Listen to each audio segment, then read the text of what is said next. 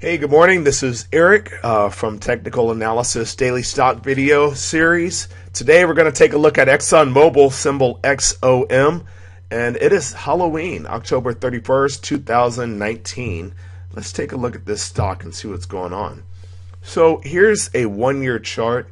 You can see it had a pretty big swing back in late 2019 when the U.S. was sort of digesting the reality of a China trade war, and then it had a nice 100% just about climb back up through late April, and it's just been on a decline more or less since then.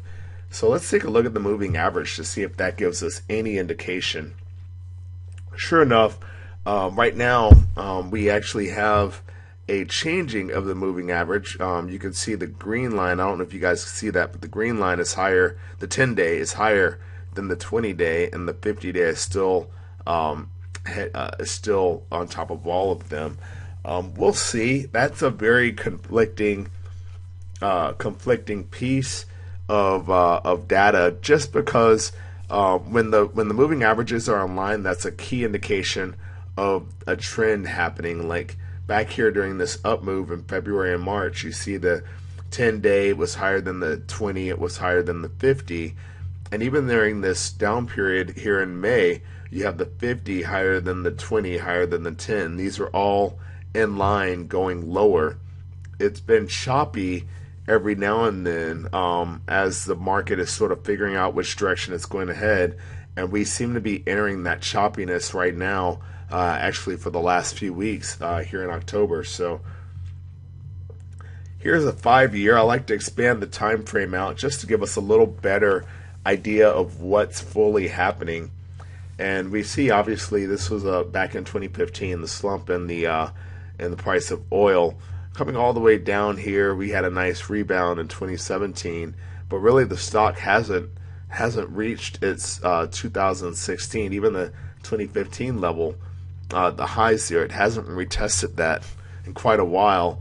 And we'll come to this later, but there appears to be some support at the price level that we're currently at. So I'm sure that'll come up. Of course, the moving average on the 5-year does show, because now we're looking at weekly price charts. Each of these lines on the 5-year is a week long. So with weekly data, the moving average, the moving average for the 5-year is actually in line. You have the 10 period higher than the 20, higher than the 50. I'm sorry, the other way around. The 50 is higher than the 20, which is higher than the 10. So the key indication that we may actually be going lower, but this support is really interesting to me. This is not insignificant, but we'll come to that later. So I wanted to take a look at the various retracements, because we have a lot of downward move and then retracements. So this first one looks at the high of 2018, and it picks up this low back in 2019, and then you can see we actually retraced that previous downward move almost, a little bit more than 78.6%, which is a significant Fibonacci level. Let's take a look at the next one. So when we look at the next pullback, the one that happened in May, we pulled back in May, and then we had a downward move in May, and then we pulled back this time, getting higher than 50%, but not quite hitting that 61.8% level. And then let's look at this most recent one that happened back in July. So you pulled back all the way to you had a downward move from early July through really mid-August, late August, and then we pulled back this time, almost getting back to the 78.6%. So, and then I believe we are going to look at this last one, this is the most recent one. This is mid-September through early October's downward move, and this time we pulled back, still hitting a Fibonacci number, 38.2%. So we'll see how this all plays out. right now the MACD isn't giving a very clear indication, and that's because of this choppy behavior that we've experienced over the last month. Without a true trend being set, this MACD is going to struggle a little bit, although it appears to be crossing, like maybe it's going to actually go a little bit lower. It's tough to tell at this point, because the fast line, which is this blue line, seems to be crossing over the slow one, which would be an indication that it's going lower. But again, we're really choppy, so I really don't see this MACD as being super valuable right now. And this is a look again at that support line that I mentioned, at that $67 level, if you will, and then a look at the lower highs.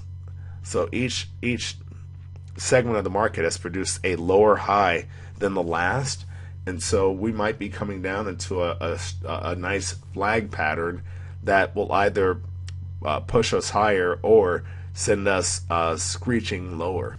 So overall, Exxon Mobil stock has been trending lower for years, with lower lows and lower highs. The moving averages are very volatile but still bearish.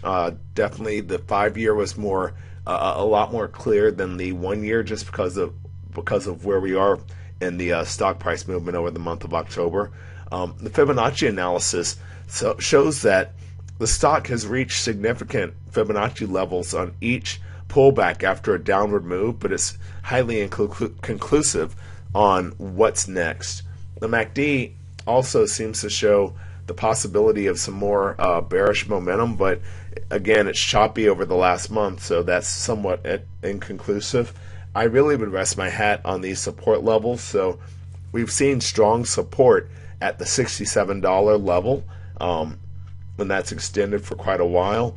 If we do break below that, you look for the next support line as an indication, and the next one that I found was at the $64.50 per share level. We haven't seen this support level come into play since 2009, but I think if we break below our current price level, we'll see that $64.50 stock price. We'll see probably a little bit of congestion there, so we'll see how that goes.